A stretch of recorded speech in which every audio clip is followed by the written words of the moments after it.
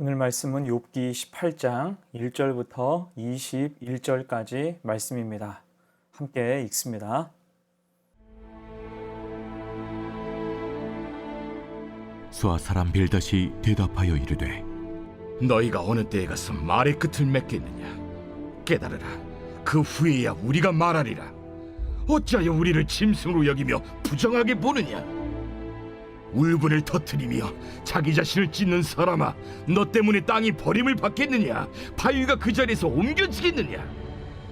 악인의 빛은 꺼지고 그의 불꽃은 빛나지 않을 것이요, 그의 장막 안의 빛은 어두워지고 그 위의 등불은 꺼질 것이요, 그의 활기찬 걸음이 피곤하여지고 그가 마련한 꾀에 스스로 빠질 것이니, 이는 그의 발이 그물에 빠지고 올가미에 걸려들며 그의 발 뒤꿈치는 덫에 치이고 그의 몸은 올무에 얽힐 것이며, 그를 잡을 덫이 땅에 숨겨져 있고 그를 빠뜨릴 함정이 길목에 있으며, 무서운 것이 사방에서 그를 놀라게 하고 그 뒤를 쫓아갈 것이며, 그의 힘은 기근으로 말미암아 쇠하고 그 곁에는 재앙이 기다릴 것이며, 질병이 그의 피부를 삼키리니 곧 사망의 장자가 그의 지체를 먹을 것이며, 그가 의지하던 것들이 장막에서 뽑히며 그는 공포의 왕에게로 잡혀가고 그에게 속하지 않은 자가 그의 장막에 거하리니, 유황이 그의 처소에 뿌려질 것이며 밑으로 그의 뿌리가 마르고 위로는 그의 가지가 시들 것이며, 그를 기념함이 땅에서 사라지고 거리에서는 그의 이름이 전해지지 않을 것이며, 그는 광명으로부터 흑암으로 쫓겨 들어가며 세상에서 쫓겨날 것이며, 그는 그의 백성 가운데 후손도 없고 후에도 없을 것이며, 그가 거하던 곳에는 남은 자가 한 사람도 없을 것이라. 그의 운명에 서쪽에 소는 자와 동쪽에 소는 자가 깜짝 놀라리라. 참으로 불의한 자의 집이 이러하고 하나님을 알지 못하는 자의 처소도 이러하니라. 악한 혀의 권세라는 제목으로 말씀 증거합니다. 오늘 본문은 욥이 친구들과 벌이는 두 번째 논쟁 중에 수아 사람 빌닷의 말입니다. 사실 빌닷의 말이 제일 셌지요.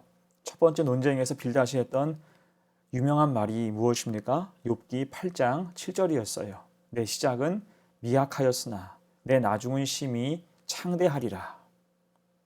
겉으로는 나이스한 말 같았지만 실상은 욥의 상처를 후벼 파는 말이었습니다. 자, 두 번째 논쟁에서도 마찬가지였어요. 빌닷은 다시 욥에게 격하게 말합니다. 1절로 4절까지 말씀 봅니다. 수아 사람 빌닷이 대답하여 이르되 너희가 어느 때에 가서 말의 끝을 맺겠느냐? 깨달으라. 그 후에야 우리가 말하리라. 어찌하여 우리를 짐승으로 여기며 부정하게 보느냐? 울분을 터뜨리며 자기 자신을 찢는 사람아, 너 때문에 땅이 버림을 받겠느냐? 바위가 그 자리에서 옮겨지겠느냐? 자, 빌닷은 입을 열자마자 거친 언사를 쏟아내지요.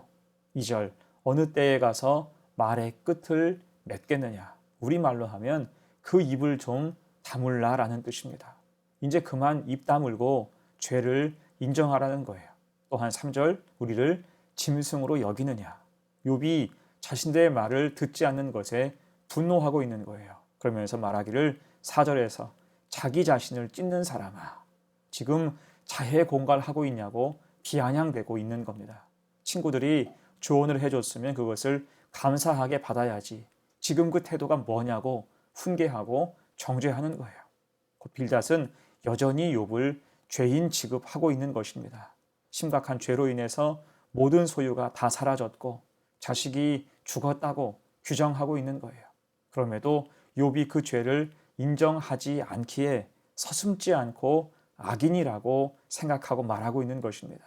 그러면서 5절 이하에서 빌닷은 하나님께서 악인에게 최후로 내리시는 벌에 대해서 이야기합니다. 곧 욥이 그 벌을 받은 사람이다 라고 가정하면서 다시 망발을 일삼는 거예요. 5절, 6절 봅니다. 악인의 빛은 꺼지고 그의 불꽃은 빛나지 않을 것이요, 그의 장막 안의 빛은 어두워지고 그 위에 등불은 꺼질 것이요. 지금 악인의 상황을 등불이 꺼짐에 비유하고 있죠. 한때 욥이 떵떵거리고 잘 사는 것처럼 보였지만 등잔의 기름이 떨어지게 되면 심지가 다 타서 불이 꺼지고 말듯이 악인인 욥의 신세가 그렇다는 것입니다.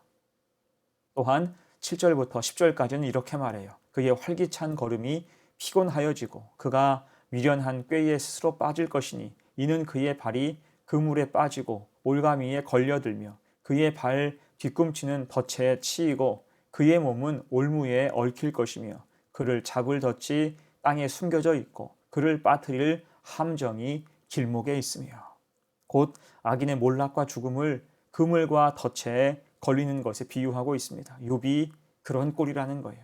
자기 꾀에 자기가 넘어갔고 자기가 친 죄의 덫에 자기가 걸렸다는 것입니다. 이렇게 보면 지금 빌닷은 욥의 고난을 마치 즐거워하는 것 같아요. 욥이 망해서 통쾌해하는 그러한 모습과도 같습니다. 이어서 11절부터 15절은 이렇게 말씀합니다.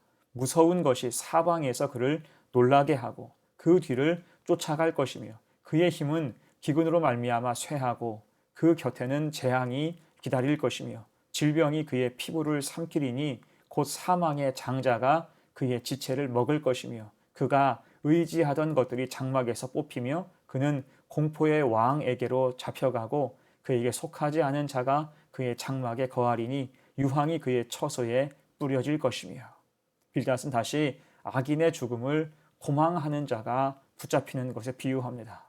숨어서 도망다니는 사람은 늘 경계하며 작은 변화에도 깜짝깜짝 놀라듯이 악인에게는 사방에서 몰아친 두려움으로 늘 신경이 곤두서 있고 설상가상으로 몸에는 성한 곳이 없어서 사망의 장자, 곧 죽을 병이 온 몸을 갉아먹는다는 것입니다. 자, 이것은 욥의 병든 육신을 빗대서 한 말이에요. 지금 네 꼴을 한번 보라는 거예요. 천벌을 받아서 그렇다라고 비꼬고 있는 거죠. 그리고 16절 이하로 이렇게 저주합니다. 밑으로 그의 뿌리가 마르고 위로는 그의 가지가 시들 것이며 그를 기념함이 땅에서 사라지고 거리에서는 그의 이름이 전해지지 않을 것이며 그는 광명으로부터 흑암으로 쫓겨 들어가며 세상에서 쫓겨날 것이며 그는 그의 백성 가운데 후손도 없고 후예도 없을 것이며 그가 거하던 곳에는 남은 자가 한 사람도 없을 것이라. 그의 운명에 서쪽에서 오는 자와 동쪽에서 오는 자가 깜짝 놀라리라. 곧 악인이 망하는 것을 나무의 뿌리가 마르는 것에 비유하고 있습니다. 뿌리가 마르고 가지가 시들고 후에는 거기에 어떤 흔적도 다 사라져서 아무도 알지 못하게 된다는 것입니다. 집안 자체가 뿌리까지 풍비박산 난다는 거예요. 자, 이것은 잔인함을 넘어서 섬뜩한 말이죠. 지금 자녀를 다 잃고 여전히 상처를 안고 살아가는 욥의 가슴에 대못질하는 그러한 말이에요. 너의 집안이 네 죄 때문에 풍비박산 났다는 것입니다. 빌닷이 보기에 욥은 완전히 악인, 망해도 싼 사람으로 낙인 찍어 놓은 것과 같은 거예요. 자, 그러면서 빌닷은 21절로 자기 말을 마무리하죠. 참으로 불의한 자의 집이 이러하고 하나님을 알지 못하는 자의 처소도 이러하니라. 쉽게 말하면 욥이 망한 것이 후대의 교훈이 된다는 거예요. 곧 욥이 불의한 사람이고 하나님을 알지 못하는 사람이기에 이런 꼴을, 그런 일을 당하게 됐다는 것입니다. 여러분 어떻습니까? 오늘 빌닷의 말이 어때요? 나는 그의 말을 칼과 불로 비유하고 싶습니다. 어쩜 이렇게 잔인할 수 있을까? 야고보서 3장 6절을 기억해야 돼요. 혀는 곧 불이요 불의의 세계라. 혀는 우리 지체 중에서 온 몸을 더럽히고 삶의 수레바퀴를 불사르나니 그 사르는 것이 지옥불에서 나느니라. 곧 지금 빌닷의 오해와 편견이 멀쩡한 욥을 죽이고 있다는 거예요. 그는 지금 중대한 오류를 범하고 있죠. 그게 무엇입니까? 먼저 그는 하나님의 뜻이 아니라 자기 뜻으로 욥을 판단하고 있어요. 얼마나 자기 뜻이 확고한지 일말의 망설임도 없이 정죄하면서 욥의 상황을 악인의 멸망과 대비시켰습니다. 등불이 꺼지는 것, 그물에 걸리는 것, 도망자가 붙잡히는 것, 나무뿌리가 마르는 것, 곧 욥이 처한 고통과 현실과 아픔을 자기 논리로 엮어서 함부로 말하는 것입니다. 얼마나 잔인합니까? 가장 큰 문제는 이 과정에서 하나님의 뜻이 완전히 배제됐다는 거예요. 이것은 처음부터 끝까지 빌닷 자신의 생각이었습니다. 그러니 갈수록 악해졌고 이것은 결국 죄로 귀결되었던 것입니다. 자, 또 하나 빌닷이 보이고 있는 오류는 하나님과 연결시키지 않고 있다는 것에 있어요. 제가 가끔 주님 없이 하나님을 외면하고 살다가 죽음 앞에 직면해 있는 분들을 신방할 때가 있습니다. 목사로서 주님에 대해서 이야기하고 믿음을 권면하며 영접하는 기도를 해요.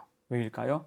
이 땅에서 호흡이 끝나기 전에 마지막으로 주님과 연결시키기 위해서예요. 그런데 오늘 빌닷은 어떻습니까? 지금 힘겨운 욥으로 하여금 하나님 손을 잡게 하려고 하는 것이 아니라 하나님을 잡고 있는 그 손마저 놓게 하려고 하고 있어요. 저주받은 사람으로 아예 낙인을 찍고 낙심으로 찍어 누르고 있는 그러한 모양새와 같지요. 자, 이제 말씀을 마무리하면서 우리는 말을 조심해야 돼요. 살리는 말을 해야 됩니다. 이를 위해서는 하나님 말씀, 하나님 뜻을 헤아려 알면서 우리 입과 말을 걸러줘야 돼요. 그렇게 해야 할 말이 있고 안 하는 게 나은 말이 있음을 아는 것이 지혜입니다. 생각나는 대로 감정과 혈기를 실어서 다 말하다가는 그의 악한 마귀의 도구가 될 수도 있기 때문이죠.